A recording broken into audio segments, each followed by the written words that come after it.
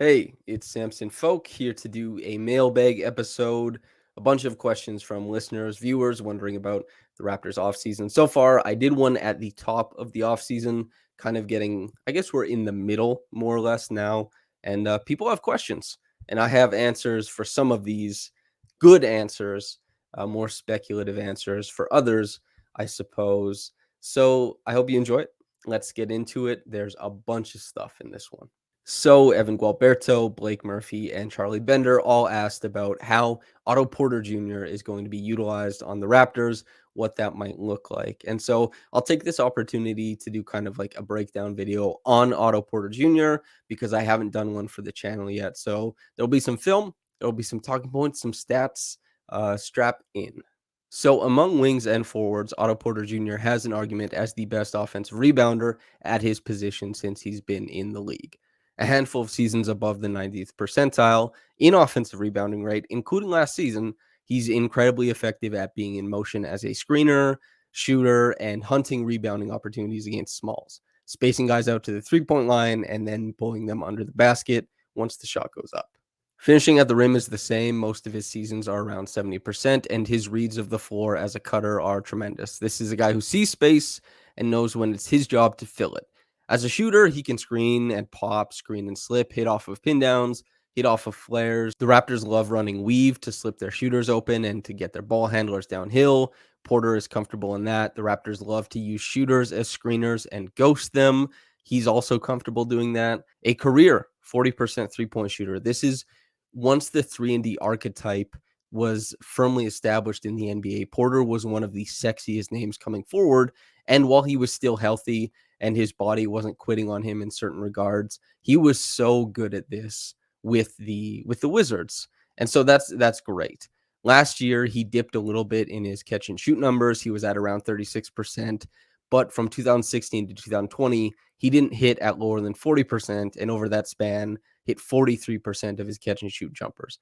If you're thinking of the Raptors as a shooting team, what that looked like last year, yes, Gary and Fred did a lot of heavy lifting. OG, once he sorted out having a broken finger. But you also have to think about from the All-Star break to the end of the season, where Fred and Gary both shot less than 30% from three. The shooting was poverty. It was in a terrible place. And Otto Porter Jr., as one of the more consistent shooters in the NBA over this span, since he's been in the league, really, just inserting him in as a screener, as a guy to kind of compound advantages, make good reads on the move, flash into space, and space the floor.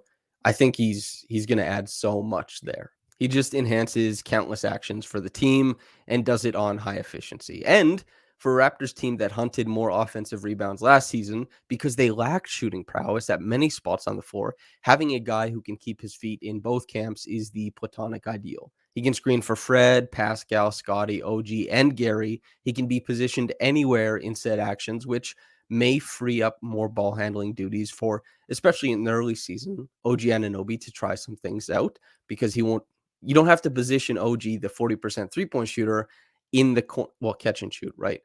You don't have to position him in the corner for the health of these set actions to provide spacing so that other people can succeed.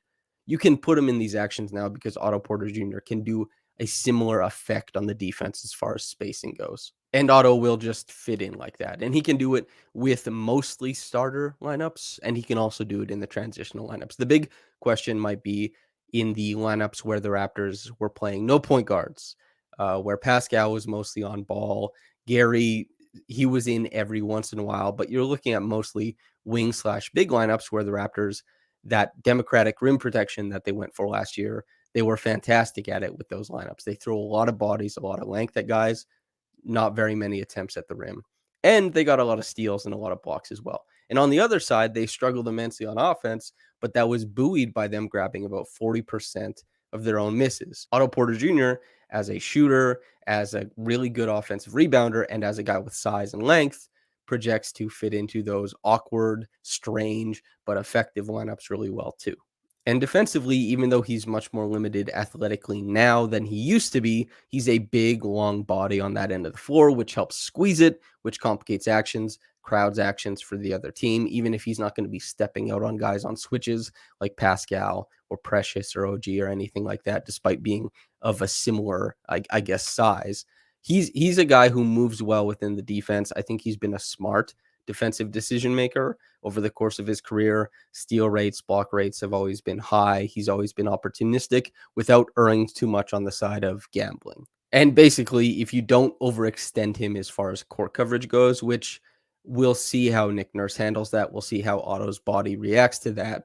I think that he should be a positive on the defensive end. I mean, he just came from playing meaningful minutes on a championship team, and the Warriors, when Steph Curry is the guy leading your team, of course you'll be known as an offensive team, but the Warriors were really great defensively, and I don't think that Otto took anything away from them on that end. So yeah, I think we just have to be mindful about his workload, and by we I mean not me, but Nick Nurse and Alex McKechnie, the organization or whatever. Pay attention to how he's doing. He only played like 42 games the 2 years prior to last year. He's been figuring out his body to this point, and so I think Nick Nurse, particularly in concert with the training staff and all that kind of stuff, they have to figure out how they're going to use him, what that looks like, because I think with his play, which I'm expecting to be very good, he'll probably be a fixture in a lot of Nick Nurse's favorite lineups. So you have to watch how much you use him, probably. Okay, Aiden Moss, Raptors underscore 12345, Doge Jesus, and Matthew T asked about Malachi Flynn. Obviously, because he's dropping 70 burgers and 50 plus point performances, pro-ams, and the Drew League.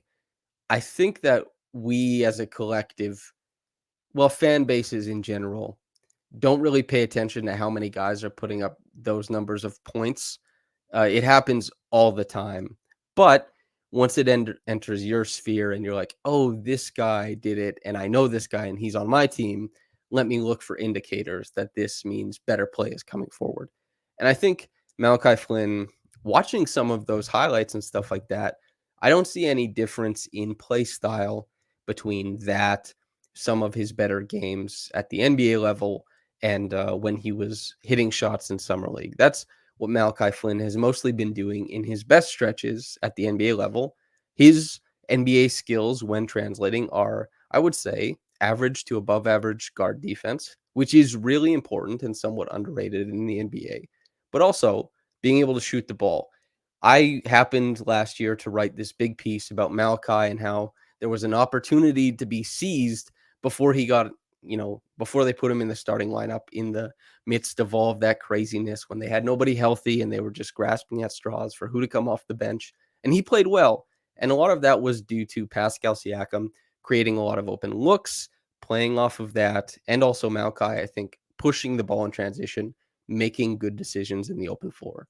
In the half court, as a guy on ball, I don't think that there's been a bunch of stuff to make you say the Raptors are going to invest in him, that he's going to run a lot of their possessions. And this isn't to say that Malachi isn't NBA quality. When I wrote that piece last year, it wasn't that suddenly Malachi was better. It was that suddenly there was an opportunity for him, and he's an NBA level guard who, when he had that opportunity, he did well with it. If he gets opportunities this year, I expect him to do decent with it, provided that it allows him to play within himself. What the Raptors have been doing, basically, they took the best pick and roll guard in the draft, Malachi Flynn, and then they, for 2 years, haven't paired him with anybody who will set a good screen for him to give him clearance to come out over the top. Nobody who's a capable short roller to score out of if there's nobody else pressing and making the defense pay on the floor. The defense is just going to kind of insulate against that. Okay, you made the short roll pass. Now what happens? Is Kem Birch going to hit between 18 to 14 footers until we hemorrhage? I don't think so. And Malachi needs a good screener to give him clearance. He needs a dangerous roller to make his passing in that play type a little bit more advantageous for the Raptors. And so the Raptors drafted a guy that they've basically done an extremely poor job of incubating with things that would help his career. So I think Malachi, I don't really see how the Raptors are going to acquiesce to his needs when they have so many other burgeoning ball handlers on the team. OG Anunoby, Scottie Barnes, Gary Trent Jr. to some degree. Like Gary Gary is younger than Malachi. So I think Malachi, if I was another team, I would be very interested to think of him as a second draft guy to where, hey, if we give you a good dynamic guy on the second unit to run pick and rolls with, do you maybe come along? And that's where your career starts to progress. That's really interesting. But as it currently stands, the Raptors are just asking Malachi to hit a lot of difficult shots when he's on the floor. That's an almost impossible situation to be in if you're not a star, and that's why he struggled a lot, I think, in his NBA career, and they haven't made it easy on him, and I don't think that the pro-ams or the big scoring blowouts change the reality of his situation. Okay, so Makai Bruce, the newest staff member at Raptors Republic, asks, "What areas do you think Precious Achiuwa needs to improve in, and how do you think he can make those improvements?" So I know there are some people who probably want him to lean all the way into those guard or guard adjacent skills. There's some wisdom in that. If you have outlier skills relative to size or position, why not just hit the over button and see how far it goes? I think that the Raptors should be willing to give him some possessions where he's allowed to flourish or to attempt to flourish with guard skills, pull up skills, stuff like that over the course of the season. But I think you want Precious Achiuwa to start using his size to succeed in more big man adjacent situations. And that's putting more of a body on guys when you're the screener. That's finding the pacing to flash into space, to mirror drives as a cutter, dunker spot, or as a guy who's rolling to the basket, short rolling, whatever. This puts him in positions, if he can do those things, not only to get the easy, low hanging fruit buckets that other less skilled big men get, but it will also put him in positions where he can use his guard skills to dominate out of those places as he scales up his usage in his career. When we look at the series against the Philadelphia 76ers, can you just create this situation where Precious Achiuwa gets to attack advantageous closeouts repeatedly? Not really. We see the ball skills and we say this looks good for Precious. I'm curious where this goes, but he's showing more ball skills than typical centers because we think of him as a center because he's so damn good on defense and he plays this big, fantastic rim protector style on occasion. But he's not creating a lot off the dribble statically. This is a guy who needs advantages created for him. So that's not something you work on. That's just a guy attacking closeouts. You work on your shooting to make closeouts more dangerous for the defense so that you get advantage closeouts so you can put the ball on the floor. But if Precious puts himself in positions where maybe he's really great at short rolling and finds space, what is the difference between in the series against the 76ers when Precious flashed middle against Joel Embiid in the zone, and he caught the ball at 16, 17 feet, and Joel has to step up, and Precious beats him to the glass, like puts the dribble down, beats him to the rim. Or if Joel is stepping up to close out at the 3-point line, and he beats him off the dribble there. Anybody, right? If you short roll, you dictate that people step up, or you try and make a shot from there, or guys step up, somebody fills behind them, and you make the read to the corner, maybe wherever, right? Maybe the guy peels off of the above the break to the corner, and you fake to the corner and go above the break. Maybe it's Gary Trent Jr. Whatever it is, you have to be able to work comfortably in set actions as a big. Dems the breaks. That's how it works. And I think Precious needs a ton of work. Nick Nurse was talking about him in the offseason. He was just throwing a bunch of credit his way. He says he's figured something out. But Precious is a guy who offensively, I saw him work extremely well out of advantaged situations where he got to put where defenders were already compromised. Precious's combination of fluidity, athletic punch, and finally when he started finishing well at the rim proved too much. And that mixed with he was shooting the three ball great after the All-Star break.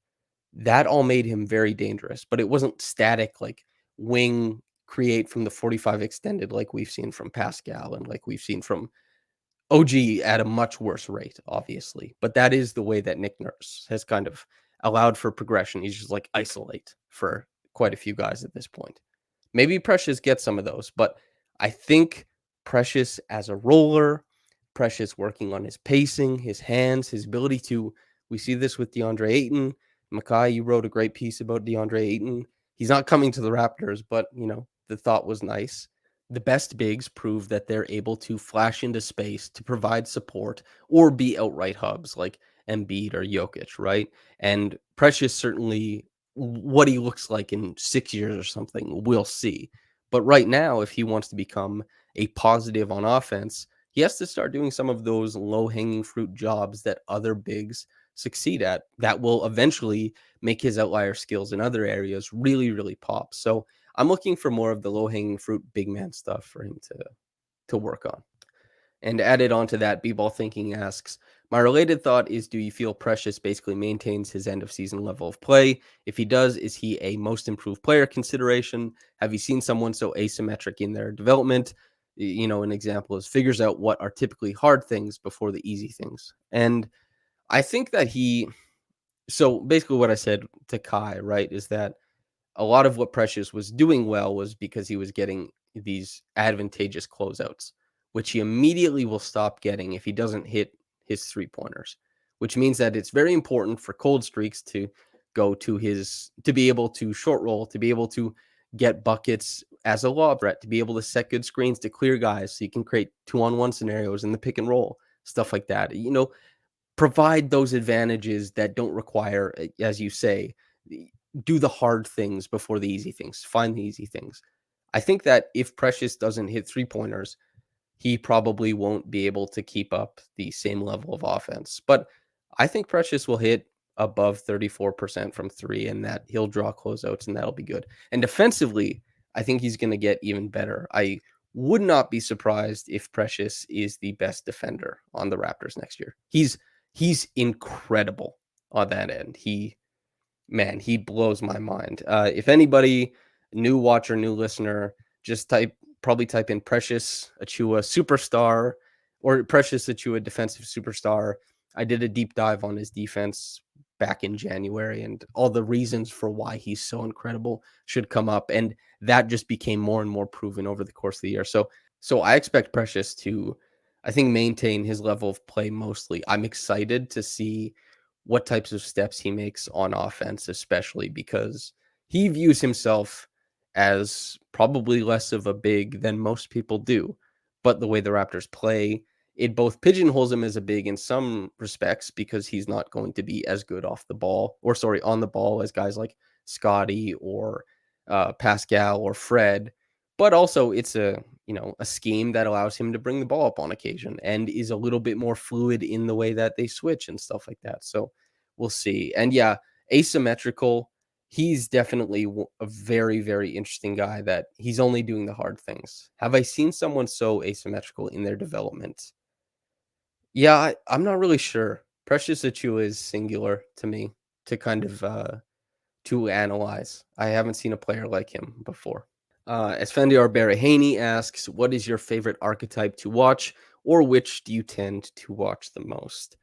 I think guards with guile are my favorite to watch. And maybe that's because of Kyle Lowry. Maybe that's because of Markel Fultz, who's his mixtape at Washington, I think, is the best mixtape I've ever seen in my life. It doesn't have the Zion aspect of like dunking on this 5'4" white kid, and you're just like, oh my God. But as far as just a basketball player doing incredible basketball things, Fultz at Washington, I thought he was headed for a Hall of Fame career. What's happened is really sad, but yeah, I think guards with guile are really, really interesting. And Jimmy Butler, probably he's not really a guard, but guys who continue to flex the smallest advantages and really rely on getting people off balance with these unique moves and a unique combination of decision making.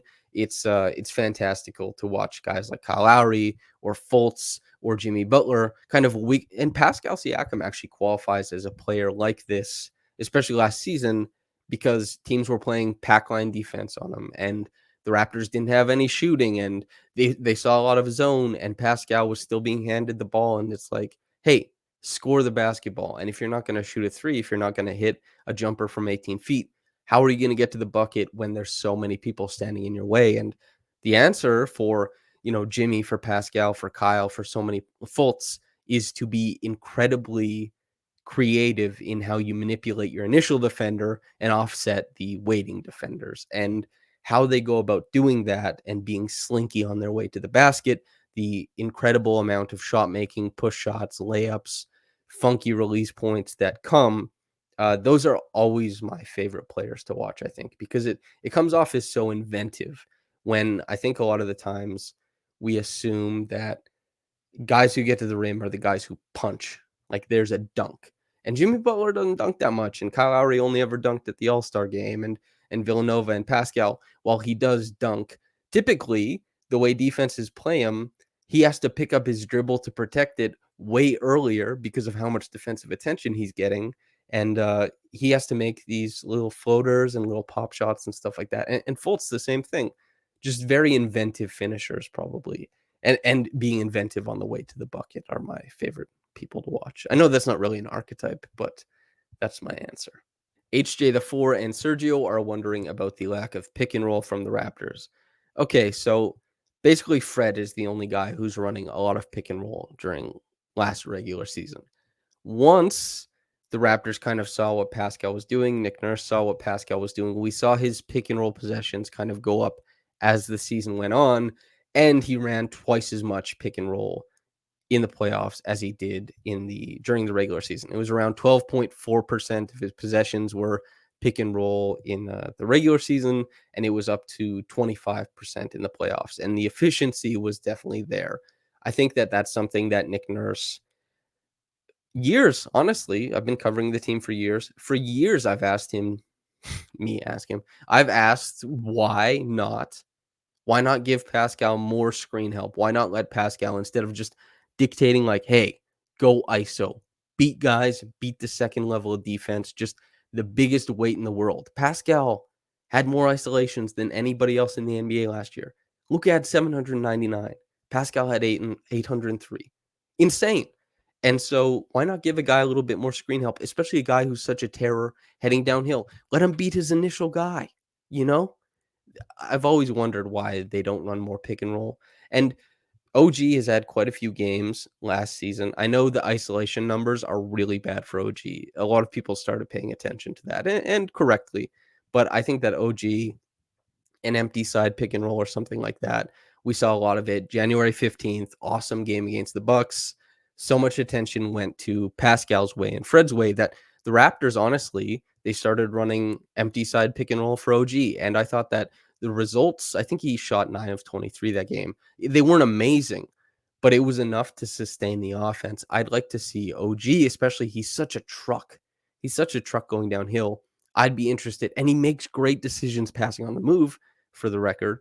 I'd be very interested to see what those possessions looked like if a little bit more went his way. I didn't like the OG isolation possessions. I thought that I've explained what workout ball is before. I've explained that he looked like he had premeditated decisions in his head where he wanted to get to, and a lot of it just ended up being jumpers. Pick and roll allows him to get downhill, pick up his dribble with a bit of steam. It's a much better play type for him, I think. And Scottie is a guy who succeeds at basically anything and everything after a certain amount of possessions.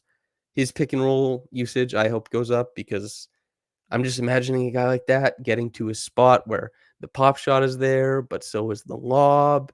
And you know how James Harden always had that like read and react lob / floater thing with Clint Capella that was awesome. I mean, I wonder if Scottie could ever get to that point. It would be super, super fun. And yeah, so more pick and roll, I think, I really hope the Raptors run more pick and roll. Maybe it doesn't jive with all the read and react that Nick Nurse wants, but I think that the Raptors are leaving some meat on the table, meat on the bone, sorry, food on the table, meat on the bone as far as that goes, because the pick and roll there's a reason other teams run it way more than the Raptors. There's a reason that it's one of the most successful plays in the history of the NBA. And, maybe Blind Pig, when it first came in, like the throw ahead and the cut behind was blowing people's minds. I don't know. But the pick and roll has staying power for a reason. It creates an inherent advantage. And I think that the Raptors are ignoring advantages on offense when they aren't running it and are just asking guys to create out of isolation. So I hope we see more of it next year. Amina Poco asks 4 questions, or like a 4-part question. 1, What archetype do you see Scottie morphing into over the next few seasons? And how much will the Raptors offense dictate the answer? 2, if you were the coach, what current offense would you employ to most effectively build up Scottie's skill tree over the next few seasons? 3A, is there any worry that Scottie's scoring is developing at the expense of the feel/passing? 3B, and if so, would you rather have Scottie the A scorer with B passing feel, or vice versa, Scottie with A passing feel and B scoring ability? Okay. So this is a really, really good question. This is something that will largely affect how the Raptors succeed over the coming years, how Scottie develops. Okay, what archetype?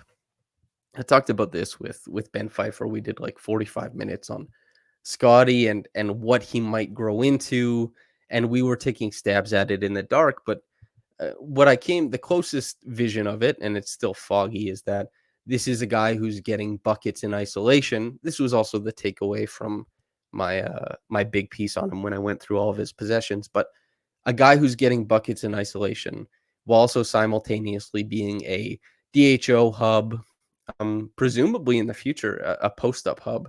Even though he didn't succeed at the static post ups, that was something I was tracking this past season. Static post ups were bad. His east west movement really helps him get the edge on defenders, and it kind of leans into more of his athletic abilities rather than just getting the ball. Kind of how OG overpowers guys with this static slam back. Scottie is a guy who overpowers while simultaneously changing the terms of engagement, like which position on the floor you have to meet him. He's switching hips and all that kind of stuff. Yeah, a DHO hub, honestly, probably a post up hub to some degree. They can run actions out of maybe an elbow hub instead of a traditional post hub, and a guy who's scoring in isolation. Honestly, we talked about and we're kicking around like, is there that Draymond Green aspect of he's short rolling and picking apart defenses while on the move? If he does that too, that's so valuable, especially if Fred is on the team for a long time. Fred is a capable short roll passer, like getting guys the ball in the short roll much better than getting guys the traditional role. And yeah, that would be awesome. If I was the coach, what would I employ to most effectively build up Scottie's skill tree? Okay, I think that the Raptors currently have a lot of freedom in the offense to freestyle, to make reads in motion and stuff like that. And I think that's very good for Scottie. Uh, it's something that's in development for him. It's not something he's been tremendous at. I was often left wanting about how he was reading the second level of the defense as a primary, which I think is why his isolation numbers were so good, was because typically the second level of defense didn't care much about Scottie's isolations, and he succeeded being on an island with another guy trying to contend with him. His connective passing was not as quick as I thought it was going to be during the regular season. There were some misses he made, and honestly, the best passes he made were when he was in the open floor. That shouldn't surprise many people. But I think that I'm excited to see him in more pick and roll, as I just talked about. There's quite a few different ways where Scottie coming downhill and making reads on the move, on the drive, really could manifest into some awesome plays. And more so than anybody else on the Raptors, Scottie delivers the easiest buckets a lot of the time relative to usage, because Pascal was obviously that dude during the regular season, during the playoffs, because he dictates so much attention from the defense. You have to create these easy buckets. But Scottie is a guy who's inventive. He's a way more inventive passer than Pascal. But of course, you're riding the line between what do you dictate from the defense? How easy does that make the reads? And then what is your passing skill within those reads? And Scottie's passing skill, I think, without a doubt, is the highest on the team. He could have very complex reads sitting in front of him. And I think he'll make the right read and be able to make the pass in that read such a high percentage of the time. And so I think this offense gets him the ball in motion. A lot of the times he was just getting a touch on the weave before sliding off to somebody else and going to the dunker spot or to the weak side corner this year. But maybe more of those touches turn into dribbles and possessions where he can freestyle. I think that's good. It leaves it open to what he's succeeding at and what reads he can make. The pick and roll, as I said, will help. Is there any worry that Scottie's scoring is developing at the expense of the feel/passing? No. This is probably just my philosophical idea of playmaking, but you to be the best playmaker, you have to threaten the defense as a scorer. Otherwise, you're going to be mitigated. And so the better Scottie's scoring is, honestly, the better the playmaking is going to be. And I guess that answers the A scorer with B passing feel or A passing feel and B scoring ability.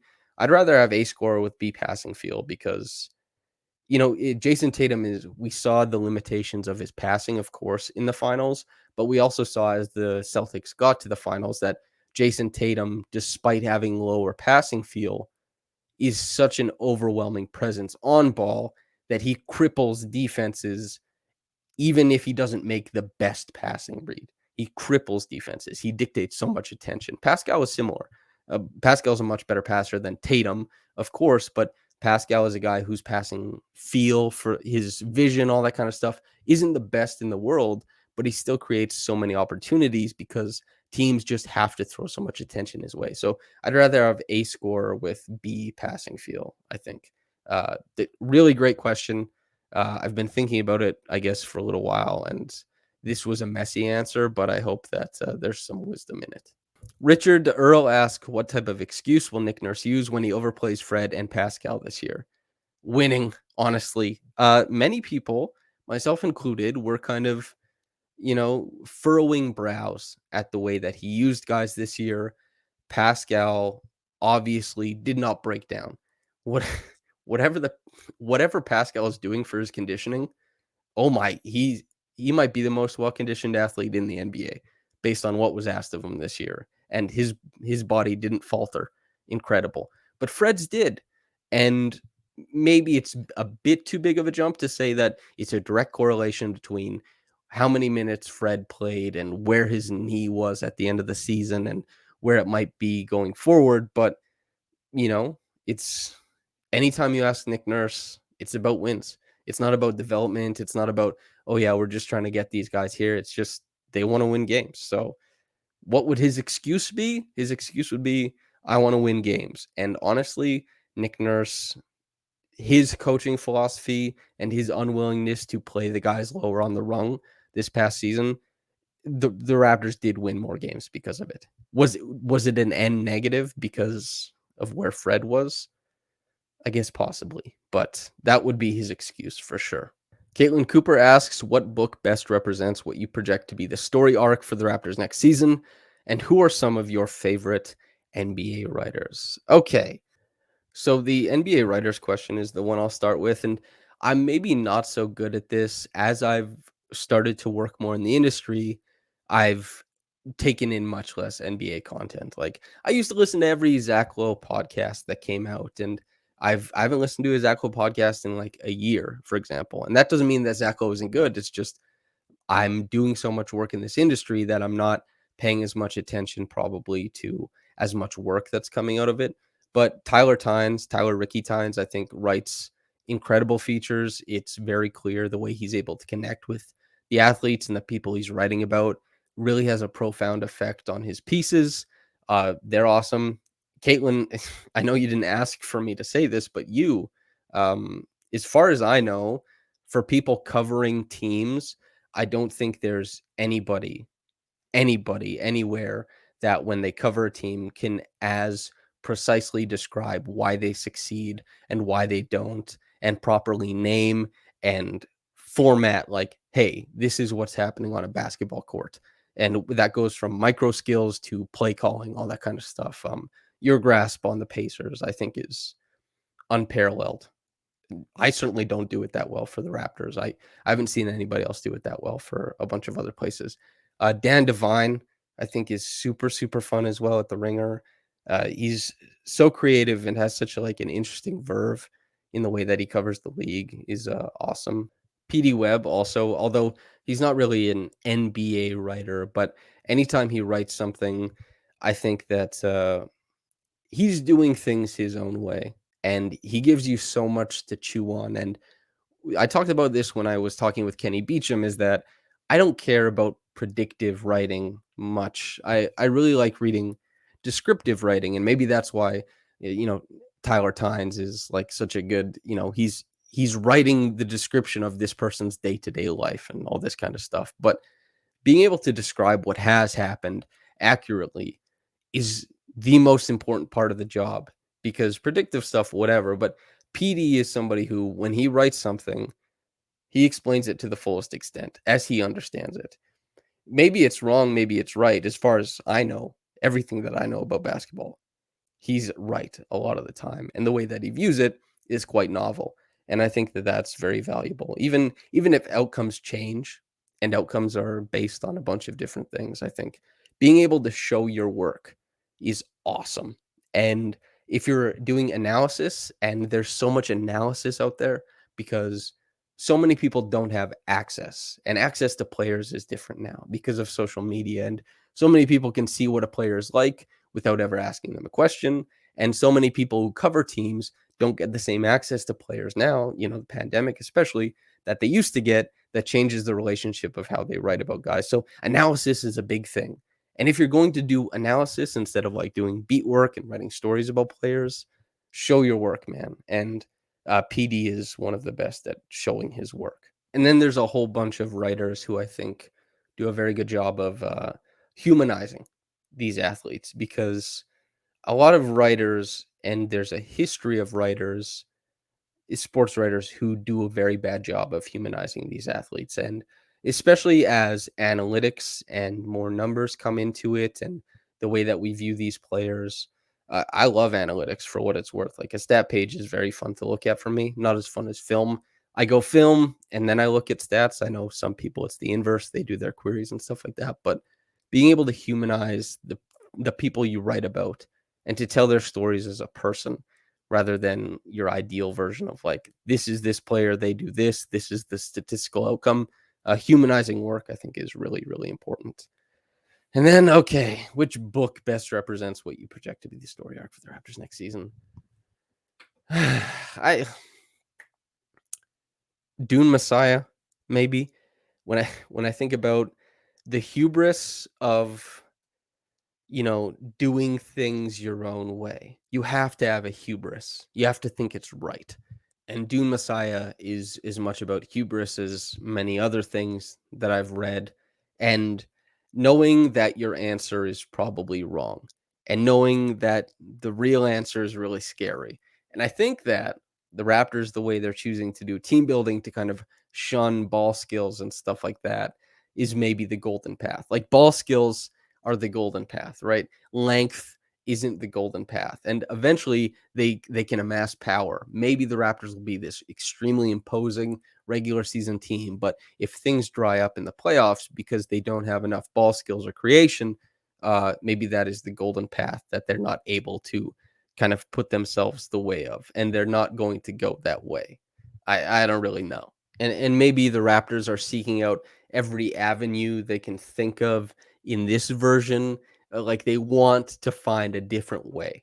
They're scared of the golden path. They're intimidated by the ball skills, right? And they think that they come at such a cost, as far as what type of draft pick you have to use to get ball skills, what it costs in a trade. Can you even get those guys in free agency? And they're like, well, can we really do it? Is there another way? And you probably do have to come back to it at some point. Maybe that'll develop on the roster, right? But if this season is a book, maybe Dune Messiah, where they're very powerful at points in time, but it all ends up being futile in the face of what actually has to happen, I guess. Trey asks, how will the backup point guard minutes be allocated? Do I see Pascal and Scottie assuming that role, or will Nurse lean on Malachi/Delano more this season? I don't think it will be Malachi and Delano. Point guard minutes, you want a guy to be able to provide advantages and playmaking and scoring punch in the half court. And Delano, nobody was worse at it last year than him. Nobody. He couldn't create anything above the break, and a lot of what Delano did well was in the open floor, where he got to push pace. And as a cutter and a finisher, I think that he flashed some stuff, and we'll see about how the jump shot is. Like, I know you, Trey, have been kind of impressed with how he performed in summer league as far as jump shooting. That's all fine, but Delano, I think, still has a really, really long way to go to be a guy who's leading an offense, even as a backup, right? And Malachi, I kind of talked about before. I don't think the opportunity is there because OG wants to be on ball. Pascal needs to be on ball. Scottie needs to be on ball. Fred needs to be on ball. Gary needs to be on ball sometimes too. So I think they'd rather farm out ball handling possessions, point guard possessions to their wings with some ball skills and see how that goes rather than give to Malachi or Delano, honestly. Charlemagne Wong asks, just curious, is it a good progression for an analyst to be a scout or an assistant coach or something?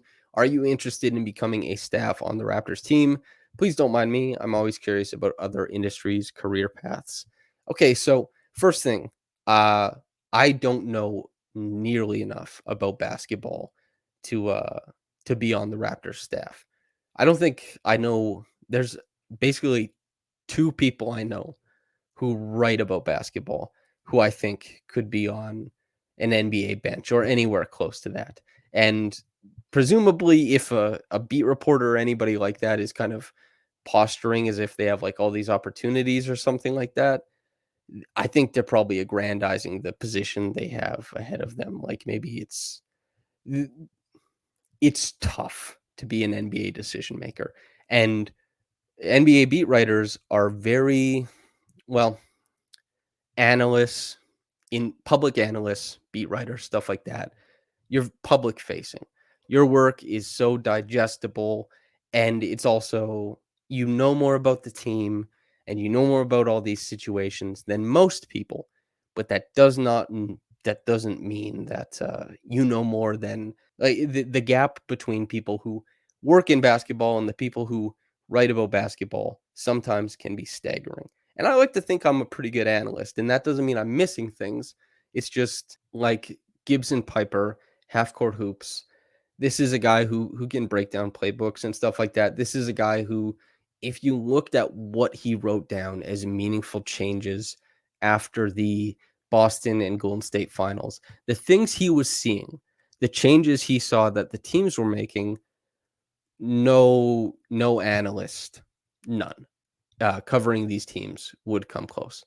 The stuff he was picking up, the gap in knowledge, is quite vast. And that doesn't mean that we're missing things. It's just that you don't really know what to look for sometimes. You, what coaches, scouts, like a professional scout, an NBA scout who's not scouting for draft picks, but a guy who's scouting opposing teams, what they're looking for is much more minute than what I'm trying to write about, or what many people who do what I do are trying to write about. And as somebody who, I do more specific like scout work, I guess, like what I'm talking about is, especially some of the breaking it down stuff I do is more specific.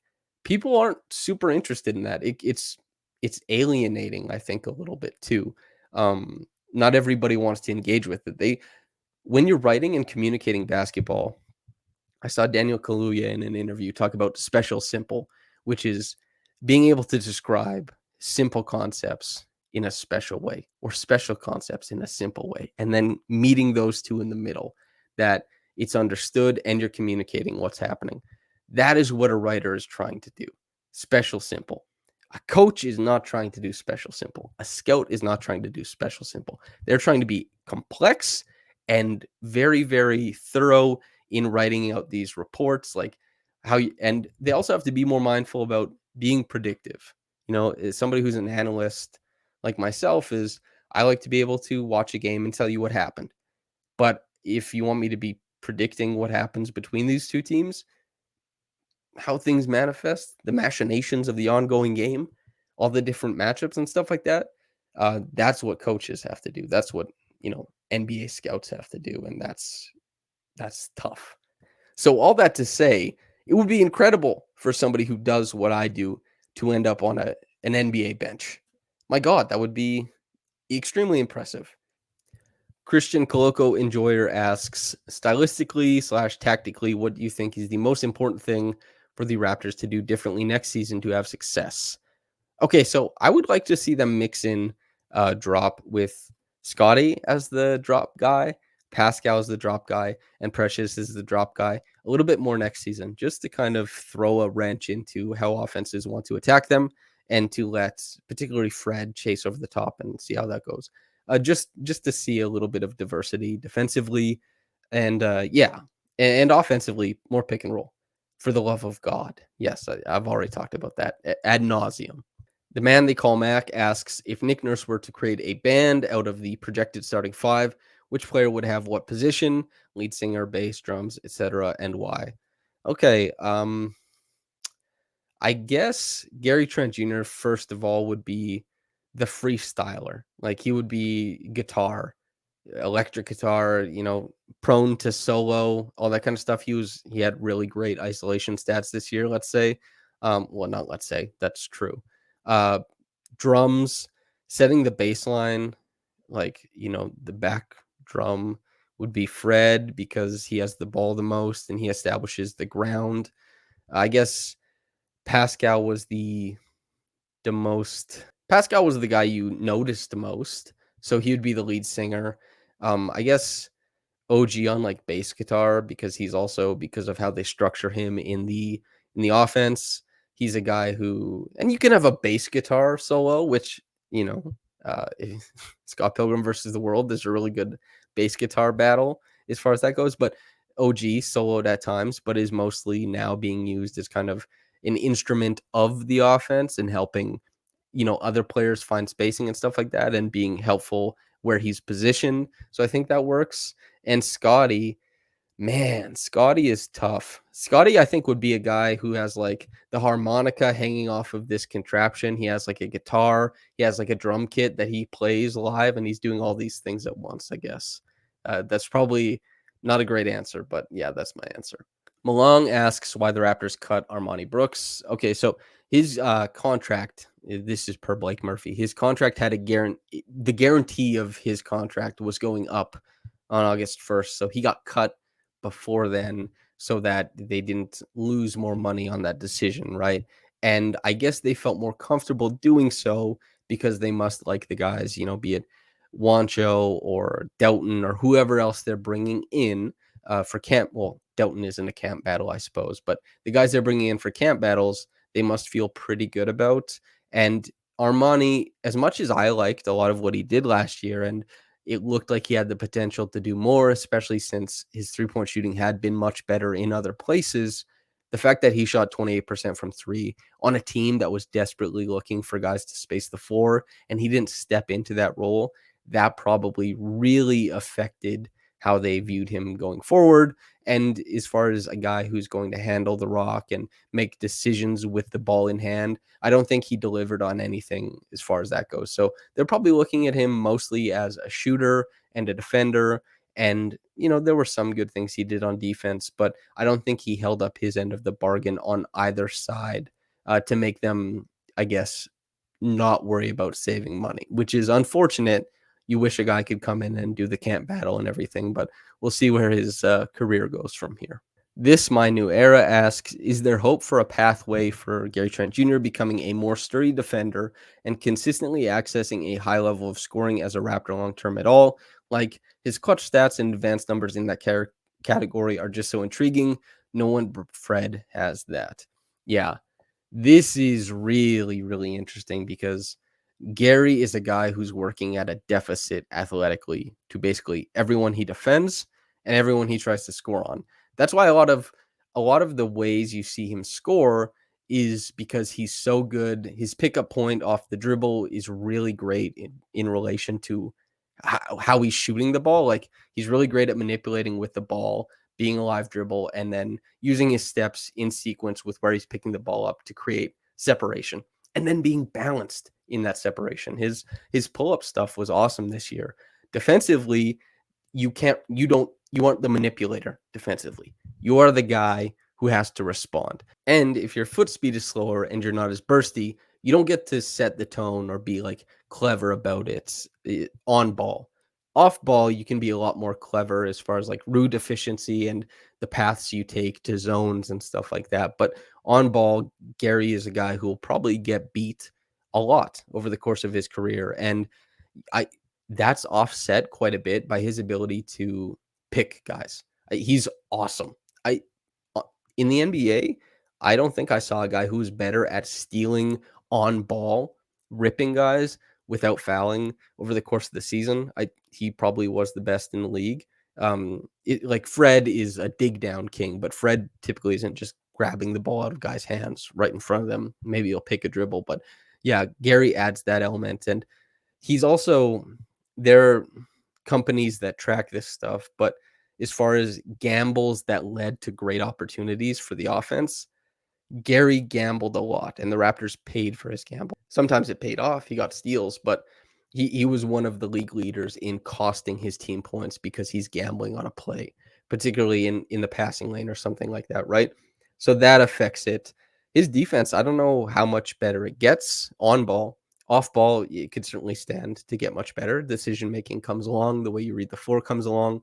And offensively, clutch stats, isolation stats, and stuff like that are very intriguing. You're correct to point that out.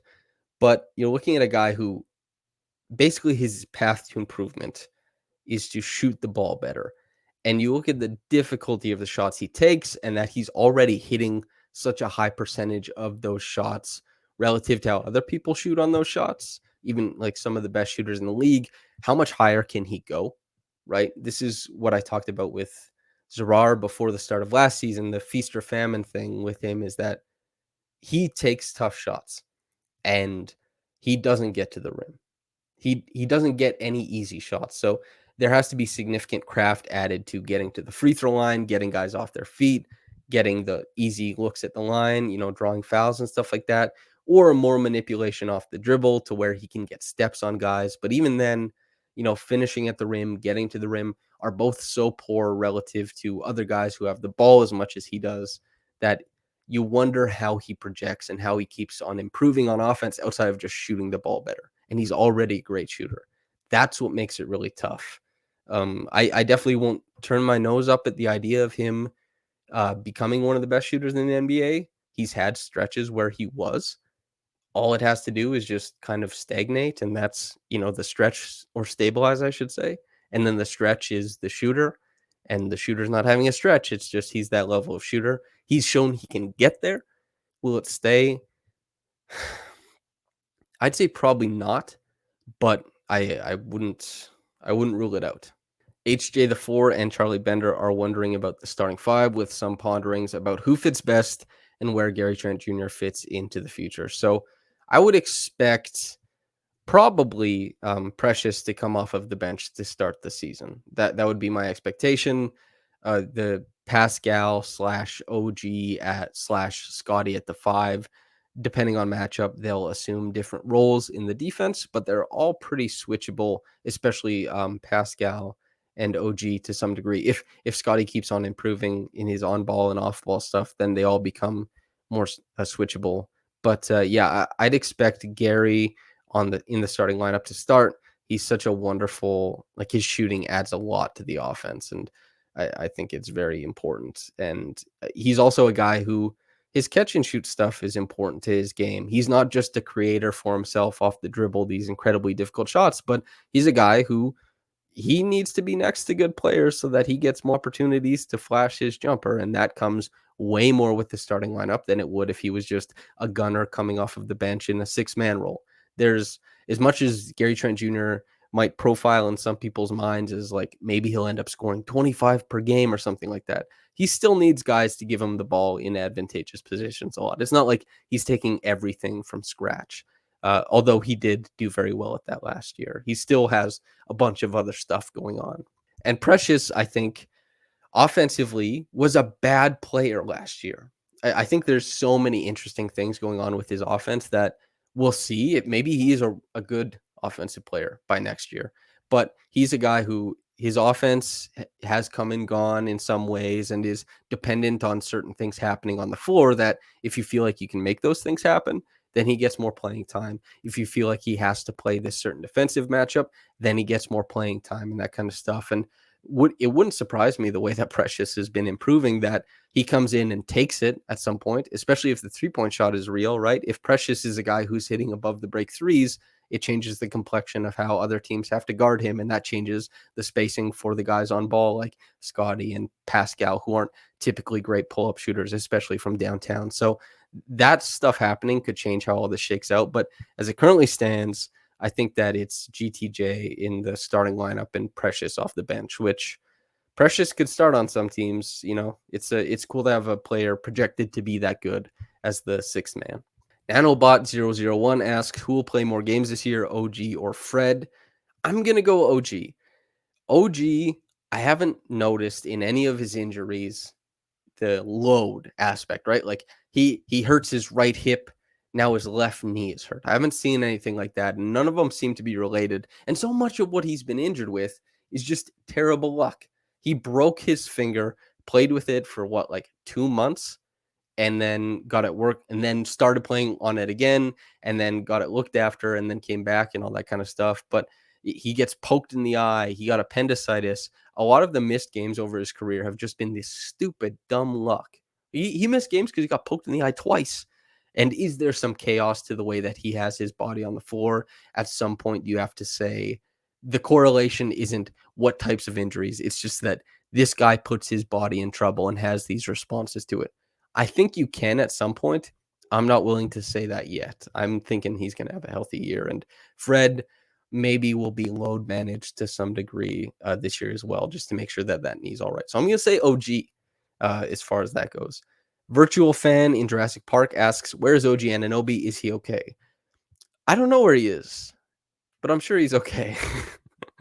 as far as that goes. Lurking Raptors fan asks, which Raptor benefited most from Nick's extended minutes extravaganza? Awesome question. It was definitely Pascal. If Nick Nurse doesn't lean on Pascal as hard as he did, he probably doesn't make All NBA. And if you ask Pascal about it, I mean, people asked him about it during the year. Pascal never turned his nose up at the amount of minutes that he was playing or anything like that. He just said that, yeah, we're getting minutes, we want to win. So, and Pascal's body held up. So the negative effects that other players felt, Pascal didn't. But he also assumed the rewards like an all NBA position because he just played the most minutes per game in the NBA. He was like 39 minutes per game. He had the most closeouts in the NBA. He had the most isolations in the NBA. Pascal is the stamina athlete of the decade in the NBA. He's just doing so much all the time. So in this particular situation, in this season where he didn't get injured and he didn't show any signs of slowing down, I guess he's the guy who benefited the most because he just was playing more minutes in the season where he was kicking ass. So yeah. Caleb Latriel asks, what would have to happen on an individual and team level for the Raps to go into the tax and re-sign Gary Trent Jr. after this year? So on an individual level, my estimation is that Gary would have to be one of the best shooters in the league. And if that sounds outrageous, he was for about a month and a half, maybe over the course of 2 months, was considering how difficult the shots he was taking, the percentage he was hitting, both off the dribble and catch and shoot. He was one of the best shooters in the league for a pretty long stretch.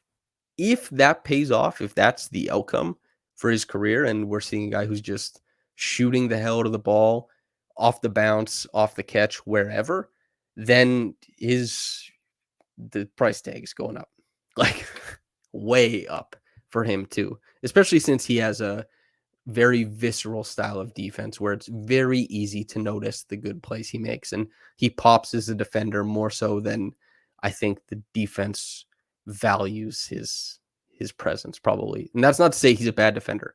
I don't think he was a negative on defense at all last year. He if he's playing good defense, you know it. So if he shoots the hell out of the ball, if he delivers on some of that promise, the Raptors are going to have to resign him. And if he does shoot that well, I think that the mix of Pascal, Scottie, Fred, B-Ball Index, Fred quote tweeted it and was like, hey, I like this. But B-Ball Index had him as basically the best shooter by talent in the NBA because he shoots so well on catch and shoot threes, and his pull-ups got to a point where they were pretty good too, like around 33-34% for a while before they dipped when he couldn't shoot any like at all. Fred, Otto, Thad, Chris Boucher, who I no questions about Chris Boucher, by the way, but he's great.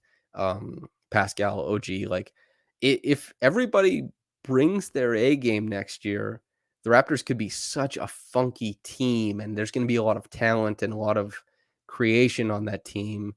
As awkward as it might look, that team could be in contender status, especially if everything clicks on defense. So I think those are the terms that have to be met for Gary Trent Jr. to sign into the tax, because it would be a hefty tax bill if you're taking Gary's full contract in it. Yeah.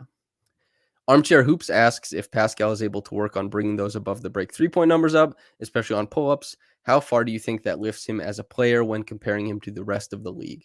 Does that make him that number one option you can ride all the way through the playoffs? So I'm going to give a longer answer, but yeah, absolutely that does. So when we think about guys like Jason Tatum or Brandon Ingram, these bigger guys who handle these offenses and try and decision make and get put in these advantageous positions and then make the right decisions and manipulate and then work out of that as a passer, as a shot maker. Pascal Siakam is just a little bit shy of where those guys are. I think his decision making is so tremendous, and the passivity that comes at times, and we saw a little bit, it's daunting to try and attack the defenses that keyed on him as much as he did. What Pascal really needed was a Robin to his Batman in so many situations this year that didn't come. A guy who could take the heat off of him. Anybody like Scottie, Fred, Gary at times, right? Especially we talked about his isolation and clutch scoring. If that sticks, if that's there, he'll be a great end of game option if he's just shooting like that too. OG, maybe even, right? For that one game in the playoffs, it popped off. I think he was just a great third option for a couple of games. If Pascal is hitting threes off the pull, like he shot 34% in the 2019 20 season, his first All NBA season, that changes how teams have to guard him in the pick and roll. That changes the type of drives he's able to make. That changes the way that he can attack. That changes the way that teams defend him. And when you change how teams defend, you get more options, and you make it so that teams can't lock into one thing. Like the Raptors faced a lot of zone over a stretch and didn't succeed at it because nobody was hitting their shots. And Pascal is one of the better players in the league, but he struggles at one thing: shooting 3-pointers out of rhythm. Man, does he struggle with that the last couple of years. And a zone does exactly that. If Pascal off the bounce can create his own rhythm to shoot over the top of zones, it completely changes what teams can throw at the Raptors. And Pascal is so close to being that in the kind of conversation of number one with how great his decision making is relative to the advantages he creates. What a fantastic job he did um, hitting shots out of the mid range this year to kind of bring the offense or keep the offense afloat. If he was making 3-pointers at a decent rate on top of that, that's a number one guy for sure, considering how he's progressed everywhere else, because he's a way better playmaker than he was now than in 2019-20. And that combined with the pull-up shooting that he had in 2019-20, that is something to behold.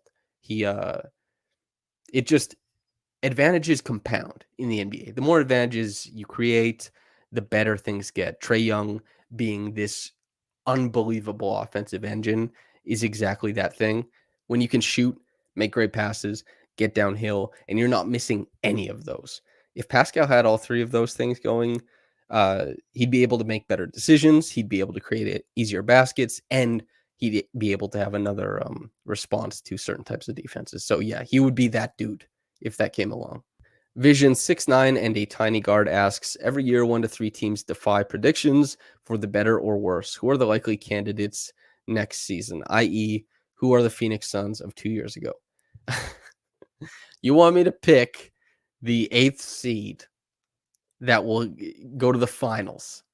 Oh boy. That's tough. I think maybe some people are still sleeping on the Cavs, I guess. Cavs is the top 4 seed next season. Seems reasonable to me. And do I think that they'll end up in the finals or something like that? No. But I think that if everybody stays healthy, that team is just going to win a lot of games. Rich in GIS asks about the cruise missile, Juancho Hernangomez, and if he'll be like Otto or Thad, and recommendations for Filipino places for Ron Harper to eat. So, Juancho, that's tough. He has a guaranteed deal, which obviously gives him a huge leg up in, a massive leg up in the camp battles and stuff like that. Svi is also guaranteed, but Svi, we'll see what happens with his deal. If somebody pops off in camp, one of those two guys could get cut. Juancho fits what the Raptors are trying to do. And maybe what the Raptors see here is that Juancho underwhelming in other organizations because the three-point shot didn't come along as much as some teams wanted. The connective passing didn't come along as much as some teams wanted. And the off-the-ball creation just wasn't at a place where anybody thought that's what it's going to be. It was in the movie, it was, right, Bo Cruz. But the Raptors, as they did for Delano, as they did for Chris Boucher, as they did for every other player, by saying we're going to lean into this type of basketball where we're gonna win the possession battle. You don't have to be as clean on defense because if you get beat, just peel off to this guy and we'll rotate behind you. And this is the type of defense we play. And your length makes this better than your mistake took away from us, right? Something like that. And offensively, it's like, hey, we're going to bet on you hitting your corner threes. Maybe you are able to take the step out above the break, hit threes from there. Your connective passing, we create bigger passing windows because we have longer guys cutting to the rim and we're a little bit more active, that kind of stuff. And then you're bigger, so you have more propensity and more potential as an offensive rebounder. Maybe they think they can paper over the weaknesses of his game with scheme, and that would be the selling point. He isn't a super exciting player, but he does fit what the Raptors currently are trying to do. And that's a little bit exciting, I think. Gabe_hoops asks, last year everyone expected that the D would be one of the best in the league, but for lots of the season their O was better than the D. They finished strong and they have a lot of continuity. Do you think they will be a top 5 D on the season? Will it translate to postseason? Oh yeah. This is the question. Maybe. Like, I was a person who thought that their offense would be better than their defense last year. And if Fred didn't get hurt and Gary didn't go through that massive slump, I think that their offense would have been better than their defense in offensive versus defensive rating placement. I was not big on their defense headed into last season. I thought that it was going to be mistake prone. I thought that they were going to underperform their defensive talent, and they did for long pockets of the season. And it got much better at the end, though.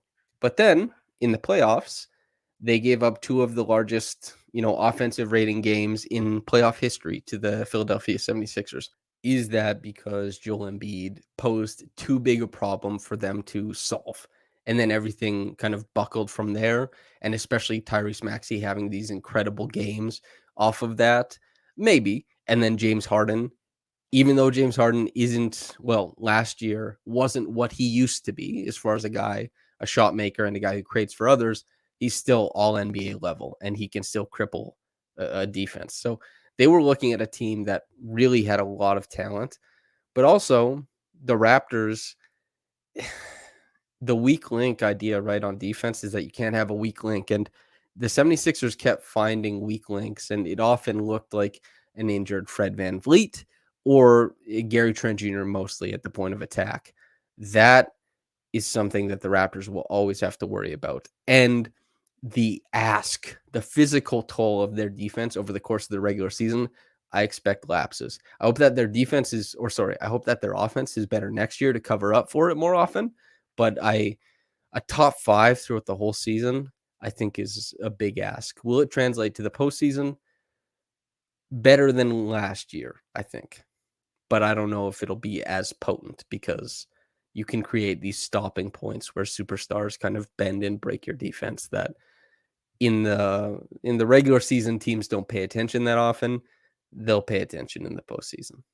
B-Ball Thinking asks, non-Raptors question, which team do you think will make the playoffs first, the Magic or OKC or Detroit? Loads of young talent will have lots of growing pains to work through. I wonder who will get things to sink and get into a series first. I would say OKC because they have Shea, and among the Magic, OKC and Detroit, Shea is the best player by a wide margin. Free Shea, put him on a team where he can shine, honestly. But they're in the West, and OKC seems to have no designs on playing meaningful basketball for some time. The Magic, I think, would be my pick.